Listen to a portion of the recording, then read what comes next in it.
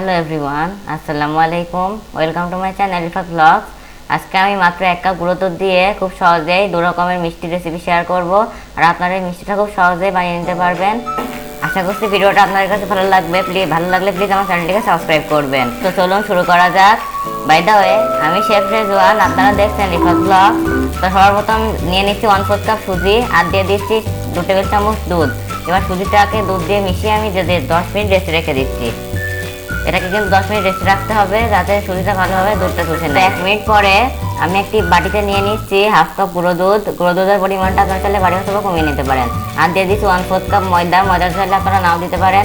আর দিয়ে দিলাম 1 টেবিল চামচ বেকিং পাউডার আর সামান্য একটু বেকিং সোডা। এবার দিয়ে দিলাম 1 টেবিল চামচ তেল। বাস এবার সব কিছু খুব ভালোভাবে মিশিয়ে নিতে হবে। মিশিয়ে নেবেন খুব ভালোভাবে যাতে ময়দার সাথে দুধটা খুব ভালোভাবে মেখে যায়, পরে কিন্তু ভালো মাখা না হলে ফেটে যেতে পারে। তো ভালোভাবে মাখা হয়ে গেলে অল্প অল্প দুধ দিয়ে একটা নরম টাইপের একটা ডো বানিয়ে নিতে হবে। চেষ্টা করবেন ডোটা কিন্তু নরম করে বানানোর।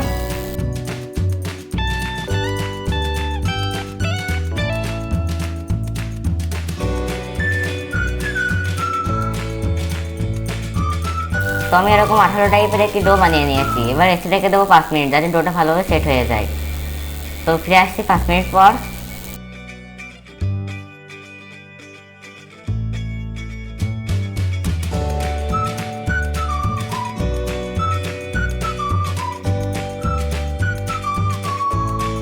তো ফিরে আসলাম 5 মিনিট পর। আমি আবার উপর থেকে রেপিং পেপারটাকে সরিয়ে নিচ্ছি।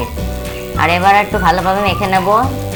ভালোভাবে মেখে নেওয়া হয়ে গেলে হাতে একটু তেল লাগিয়ে বা ঘি লাগিয়ে আমি এখানে মিষ্টির শেপটা দিয়ে নেব। আপনার চাইলে আপনাদের পছন্দ মতন মিষ্টির শেপটা দিয়ে নিতে পারেন। আমার চ্যানেলে কিন্তু গুঁড়ো দুধের আরও একটি রেসিপি আছে, গুঁড়ো দুধের বেবি সুইট। আমি লিঙ্কটা ডেসক্রিপশন বক্সে দিয়ে রাখবো, আপনার সাথে দেখতে পারেন অথবা দেখুন আই কার্ডে শো করছে। এবার আমি গরম তেলে ছেড়ে দিচ্ছি। মিষ্টিগুলো আমি সব ভালোভাবে বানিয়ে নিয়েছি। আর তেলটা কিন্তু হালকা করে গরম করতে হবে, বেশি গরম হয়ে গেলে কিন্তু মিষ্টিগুলো ফেটে যেতে পারে। তো আমি এবার এরকম থাকতে থাকতে এরকম ঘুরিয়ে ঘুরিয়ে মিষ্টিগুলোকে আমি লাল লাল করে পছন্দ মতন কালার আসা অনুযায়ী ভেজে নিচ্ছি। আপনারা আপনাদের পছন্দ মতন কালার অনুযায়ী ভেজে নেবেন। মিষ্টিটা ভাজতে প্রায় 5-10 মিনিটের মতন সময় লাগবে। চেষ্টা করবো একটু সময় নেই মিষ্টিটা ভাজার। তোমার মিষ্টিটা ভাজা হয়ে গিয়েছে, এবার আমি উঠিয়ে নিচ্ছি।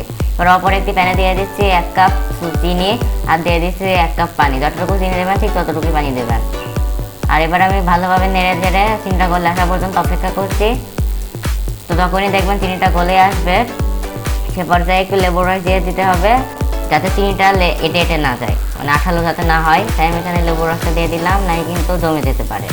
আমি আবার একটু জাল করে নিচ্ছি। আর এই পর্যায়ে আগে থেকে ভেজে রাখা মিষ্টিগুলোকে দিয়ে দেবো। আর মিষ্টিগুলো কিন্তু অবশ্যই ঠান্ডা করে নেবেন। গরমটা দিলে কি হবে, মিষ্টিটা চুপসে যেতে পারে। এখন ভালোই হবে কিন্তু পরে চুপসে যেতে পারে। তো মিষ্টিটা দিয়ে আমি এটাকে ঢাকা দিয়ে জাল করবো 10 মিনিট। 10 মিনিটের মধ্যে কিন্তু মিলে দিতে হবে, আর নাই একটু ঘুরিয়ে দেবেন তাহলেই হবে। তো আমি 10 মিনিট এটাকে রান্না করে নেব। আর মাঝে মাঝে এরকম ঢাকনা খুলে নেড়ে দেবো। আবার 10 মিনিট পরে এইভাবে ঢাকা দিয়ে গ্যাসের জালটা বন্ধ করে 1 ঘন্টা রেস্টে রেখে দিতে হবে যাতে ভিতরে ভালোভাবে রসটা ঢুকে যায়। তো ফিরে আসছি 1 ঘন্টা পর।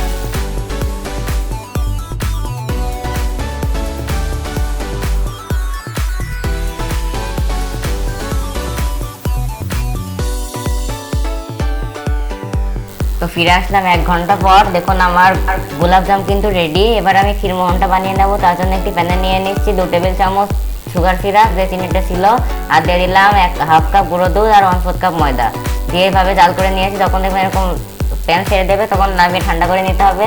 এবার হাতের সাহায্যে একটু নিয়ে সরিয়ে নেব। তারপরে একটি গোলাপজাম নিয়ে উপরে খুব ভালোভাবে কিন্তু কোট করে নিতে হবে। তো ক্ষীরমোহনটা বানানো কিন্তু অনেক সহজ। তো আমি এভাবে বানিয়ে নেব। হাতের সাহায্যে একটু ছড়িয়ে নিয়েছি। এবার উপর দিয়ে গোলাপ জামটা দিয়ে দেবো। আর চেষ্টা করবেন একটু আস্তে আস্তে কোট করা যাতে ফেটে না যায়। একটু সাবধানে কোট করে নিতে হবে।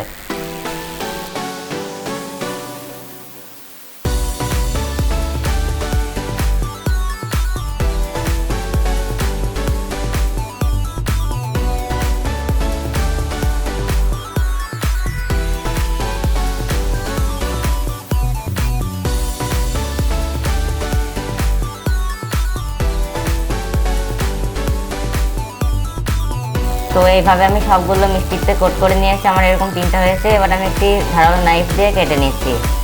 তো দেখুন মিষ্টিটা দেখতে কত সুন্দর লাগছে।